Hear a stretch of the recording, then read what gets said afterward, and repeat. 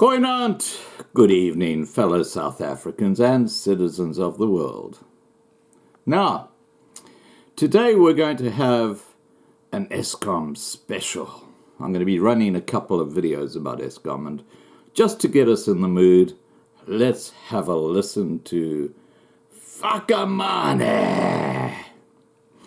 This is his recent words of wisdom about how they're going to keep Eskom running by buying a hell of a lot of diesel, apparently. Anyway, here's Fakamane coming, and then we'll get on to the facts. They're talking about buying 20 million liters and 25 million liters. As we are talking now, there's no ship that is available. The one that will be coming is Wednesday or Thursday. Hopefully this diesel supply will bring some relief, but there have been warnings that load shedding could be a reality for years to come. Aldrin St-Pierre, Johannesburg. Well, there you heard it from the master, the man who has spawned a new word in the English dictionary. And that word is being Fakamani'd. Listen, guys, you got to laugh or you'll cry. And if you live out at Eldorado Park near Johannesburg, you probably will be crying because guess what?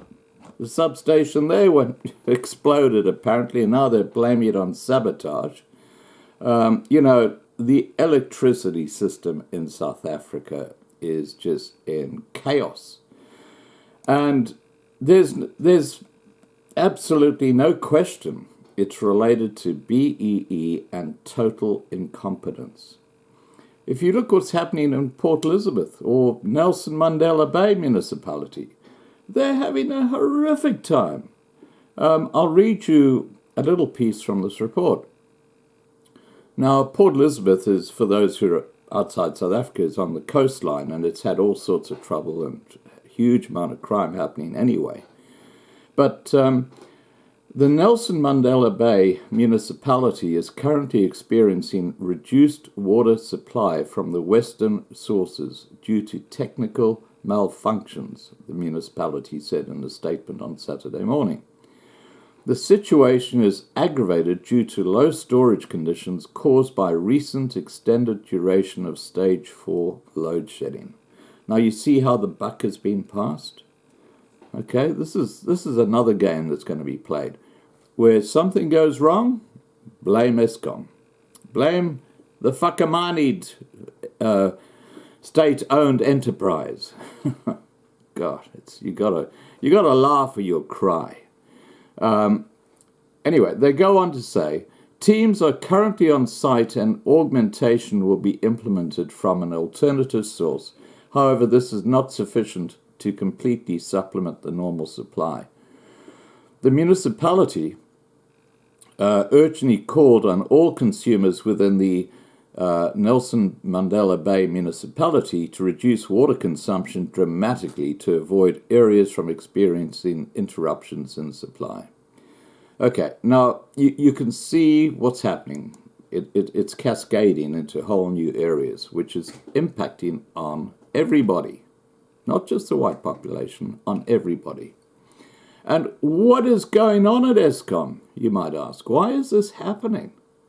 Well, Ted Blom, God bless his cotton socks. I mean, he is the most outspoken and best straight shooter when it comes to explaining what is actually happening.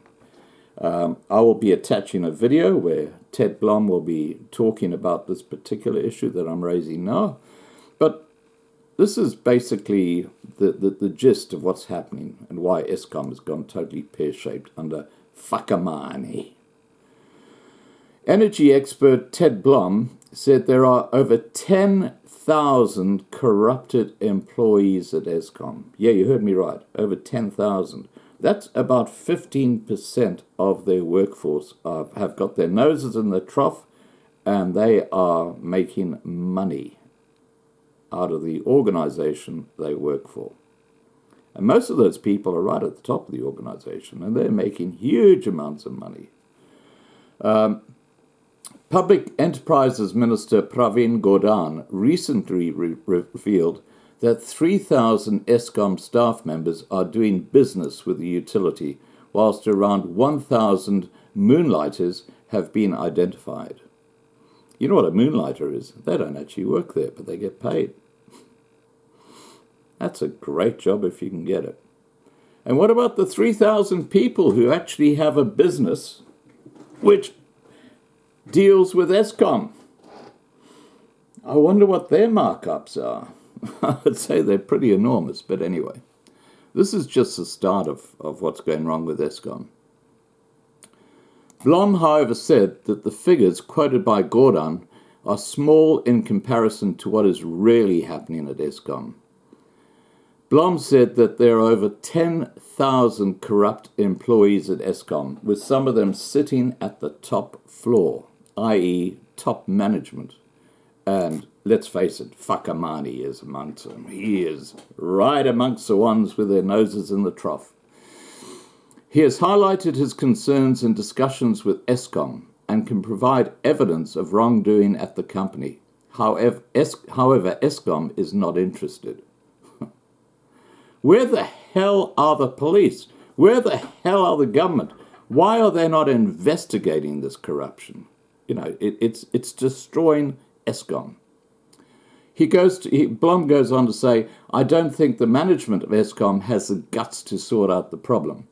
I think that's where the problem lies, because they're all in the same boat. He added that Eskom is worse off today than what it was a year ago under the corrupt management at that time. Commenting on the recent briefing by Gordhan and the Eskom board about load shedding, Blom said they had no idea what is going on. I call it the Alice in Wonderland meeting. The Department of Public Enterprise and the Eskom board took control a year ago, and they are still wondering what the hell is going on. Is there any wonder there's load shedding happening? Why Eskom is just in a state of collapse? It is just crazy.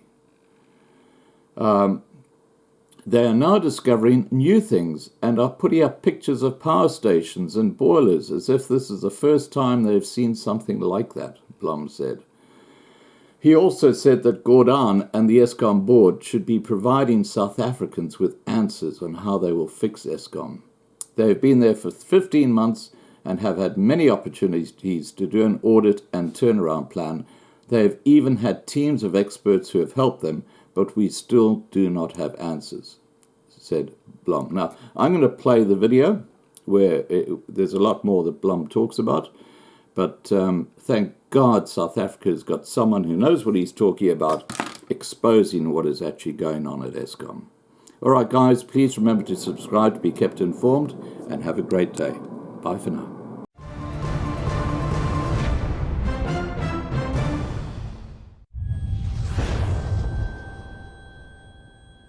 Welcome back. Well, Public Enterprises Minister Pravin Gordhan, along with Eskom executives, briefed the media on the current electricity supply challenges. And while many of the issues can be attributed to state capture, not having maintained aging power plants may have been the starting point. Here's Eskom's chair, Jabu Mabuza.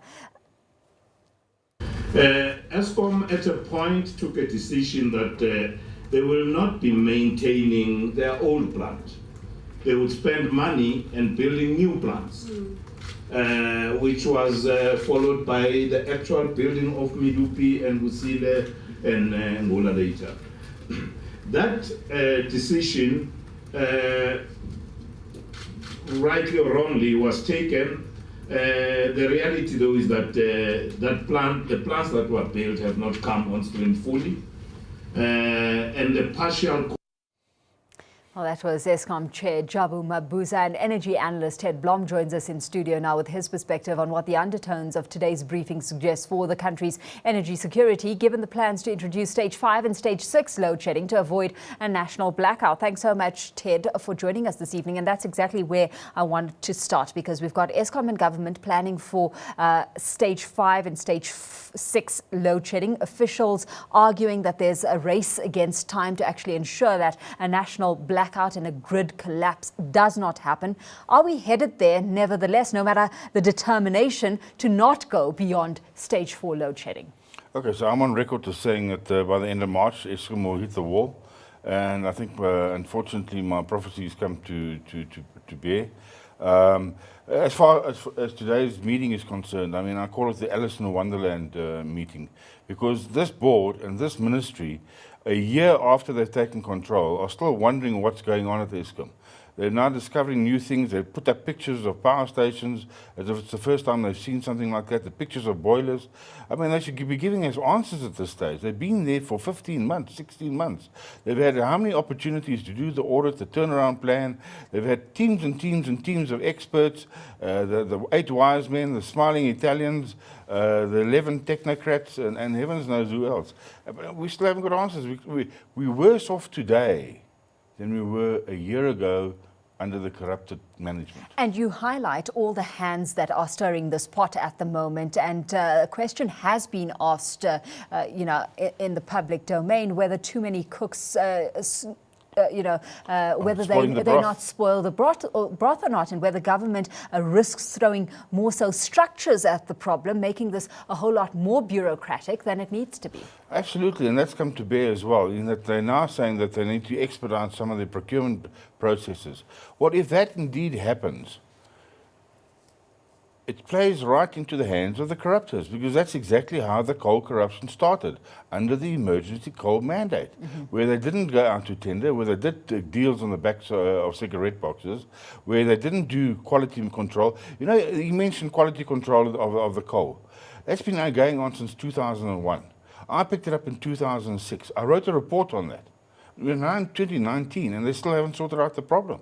I mean, that's not acceptable. We have had the Minister Praveen Gordhan, concede to the fact that, it's been revealed that 3,000 staff at Eskom are doing business with the utility, and that if they do go down, this path of opting out of strict procurement laws to provide for emergency and faster purchasing at the end of the day, that, they will make sure people who try to take the gap will be, will come up at a dead end. Are you just not convinced? I'm totally not convinced. And the number of 3,000 is a drop in the bucket. There's more than 10,000 corrupted people at Eskom still, sitting there and drawing a salary check. In fact, some of them are sitting on the top floor of the building. And I don't think the management of Eskom have got the guts to actually sort the problem out. I think that's where the problem lies. I've been in discussions with these guys. I've highlighted my concerns. I can provide evidence on some of these matters. They're not interested. So where do we begin, in your opinion, if we're to play catch-up on where we need to be at this point? Well, it starts at the beginning of the cycle. Energy starts from coal, the conversion of coal. Until such time as they sort out the coal procurement plan with decent quality coal on long-term, cheap contracts, they haven't got a chance in hell of sorting this thing out. We pointed that out to Mr. Damas in 2007, 2008. You can go and Google it. He said he will open 40 new coal mines. To date, Eskom hasn't opened a single coal mine. So if you can't get the first step in the supply chain sorted out, God helps you for the rest. What role do IPPs play amidst it all? Well, I heard the chairman say that as far as he's concerned, it had a neutral impact on Eskom because they recover the full cost. Well, I would suggest with respect that he should go back to his previous industry. And I'll tell you why. Because every rand of sales that goes to the IPP under the new dispatch rules, where the IPPs get preference, they're first in the queue, is the rand sales less and the rand EBITDA less for Eskom. If you can't understand that, you shouldn't be managing the company. Okay, so why is it then so easy to fob what is a growing narrative by former executives within the Eskom stable? Well, I think it's political. As far as I'm concerned, we're now in capture phase 3. I don't think Eskom's been uncaptured. I think there's still a large measure of capture, and there's a whole ideological difference as to which way this thing should go. One of my solutions was, if you're in trouble, you go back to safe ground. Ideologically, this government is not capable of going back to a non-profit Eskom run by engineers at a least cost basis. To the benefit of the whole economy, Eskom won the Financial Times award in 2001 as one of the best utilities in the world under a non-profit scenario. It's only from the meddling that they've got themselves into trouble. Well, the first step if you're in trouble is to go back to where you weren't in trouble. And then you can start thinking and tinkering with ideas. But you can't do that in the middle of a crisis. Absolutely. Well, let's leave it there, Ted. Always a pleasure. Thanks so much for having joined us in studio this evening. That, of course, energy analyst Ted Blom.